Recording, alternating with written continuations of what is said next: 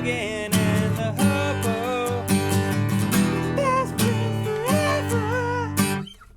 Hey, it's Mike from the Logan and the Hobo RV Adventure channel. Welcome back to the channel. Well, I got the dreaded text today while I was at work.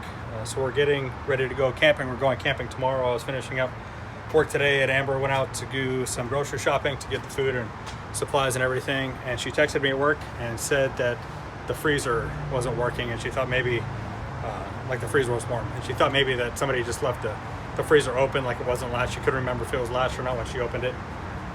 And so the freezer was completely warm, and everything in there had thawed, and some food had spoiled. And we also checked, I asked her to check if the fridge was cold, and she said kind of cold. And so that really made me suspicious of how well the fridge was working. Anyway, I got home and I checked it, and the power was on, but the fridge did feel warm, and it kind of had that musty kind of smell of a warm box. I got my little laser thermometer and checked the temperature, and it was a balmy 60 degrees, I think. Anyway, I'll put the video up there. So yeah, the fridge isn't working. All the lights were on. All the lights on the control panel were on. I tried to turn it off and turn it back on. It didn't seem to help. And so it was getting power. Power wasn't the problem. I opened up the back of the refrigerator, the vent cover. The vent cover, which is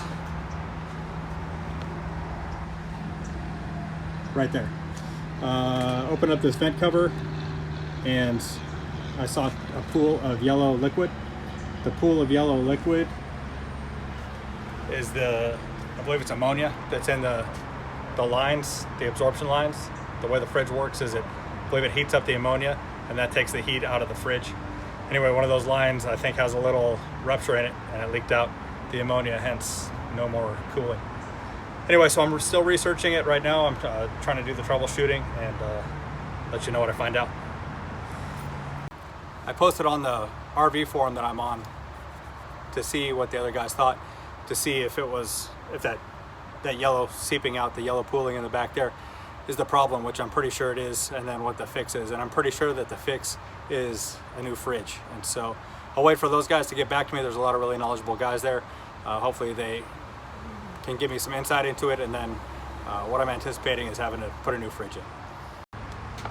So the first part of that video was shot in January, beginning of January, and like I mentioned in the very first part of the video, was like the night before we're getting ready to go on a camping trip, boondocking into the desert. And we've been on many camping trips since then without the refrigerator. We were waiting for some extra money to come in and some extra time for me to deal with it before we fix the refrigerator. So we've been waiting. It's now April 21st, so it's almost the end of April. So it's been, 3-4 months. We've been dealing with not having a refrigerator, and it's been okay. We've been using a cooler, camping like the tent campers, using a cooler, having soggy food from the ice melting and the food getting wet.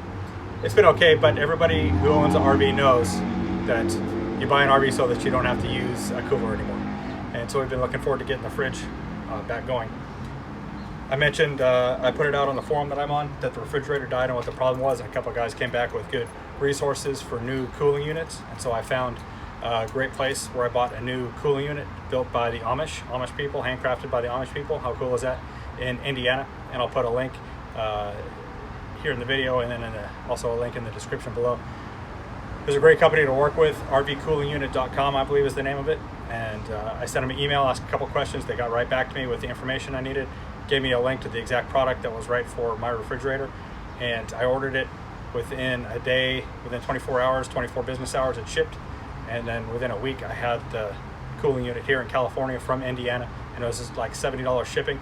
About $760 total for the new cooling unit, which is kind of pricey, but that's about half the price of a new refrigerator, so I was happy with that.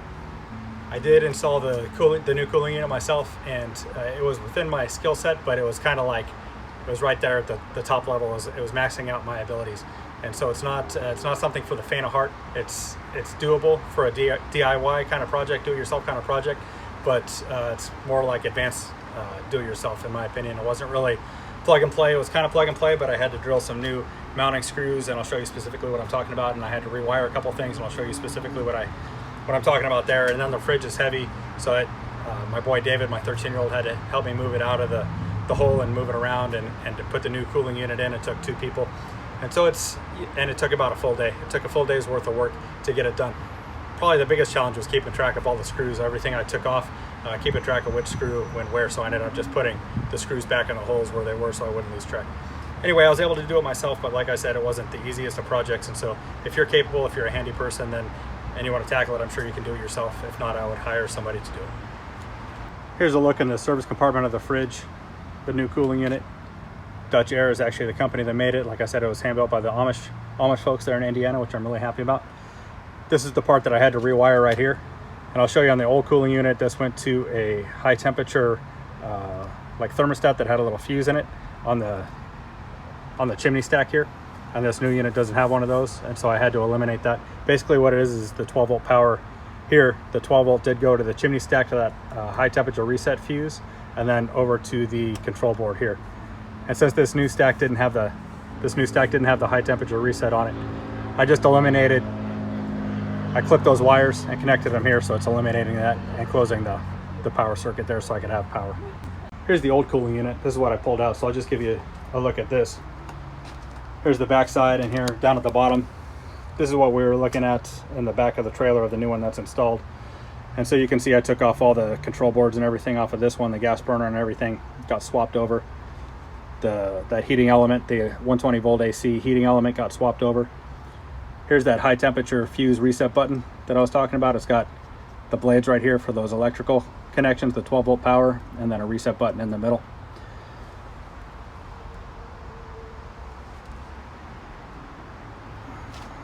I'll give you a look at the other side here. So there's the foam block, and inside the foam block is more piping. You can see right here. Whoops. You can see right here the piping. And then this right here is thermal mastic. They sent me a tube of thermal mastic so I could replace that thermal mastic on the new unit. Just in case you're curious how it works, basically all these tubes right here carry the ammonia solution all the way up into the top of the refrigerator. There's my finger. Into the top of the refrigerator, and that ammonia solution, I don't understand the chemistry of it really, but it sucks the heat out. It's called an absorption fridge. So instead of pumping cold air in, it's actually sucking heat out. The way that happens is there's a gas burner right here. The gas burner heats up the piping, all this piping stuff here. That's how it works on propane. And then when you're plugged into shore power and your refrigerator is running on 120 volt electricity, this is a heating element right here. This heating element heats up that piping. So that's basically the way the whole system works, and so it's fairly straightforward. Here's the computer board, the control board. It controls everything. Like I said, this is all the ammonia pipes. This here's the propane gas line going into the gas burner. Right here is the electric heating element. So pretty straightforward. Project went well. I got it done in a day, like I said. Just a little bit of help from my boy moving it around. Otherwise, I was able to do it myself. I didn't record it because, like I said, it was testing the limits of my capabilities, and I was also crunched for time. So I didn't record it. I kind of started out recording it, but I could tell that it was going to be too involved, and I was going to have to concentrate too much on what I was doing. So I didn't want to try to record it and focus on it at the same time. I didn't think that was going to end up very well for the project, and so if you wanted to see it, then I apologize for that, but I wasn't going to give a how-to on how to do it. Anyway, there's plenty of how-to videos out there, and the company that I bought, if you buy a new cooling unit, the company that actually makes the new unit, the Amish company, actually sends you a link to a step-by-step installation video, which I watched twice before I started to just get a feel of what was going on, and then I used it as I was going step-by-step to tell me what to do, and that was pretty spot on. Like I said, there was a couple things I had to ad-lib. I had to change some wiring, and I had to change some mounting screws, but other than that, it was pretty spot on, the instructions that they gave. Those cooling fans get attached to the new cooling unit. They're actually attached to the cooling unit behind the fridge, behind the back wall of the fridge there. And then the freezer, these 7 screws that are in the freezer here, these actually screw into the foam block. So these screws are what's actually holding the cooling unit onto the back of the fridge. I started the fridge up yesterday. It's been running for a day now, about 24 hours. So let's see what the temperature is.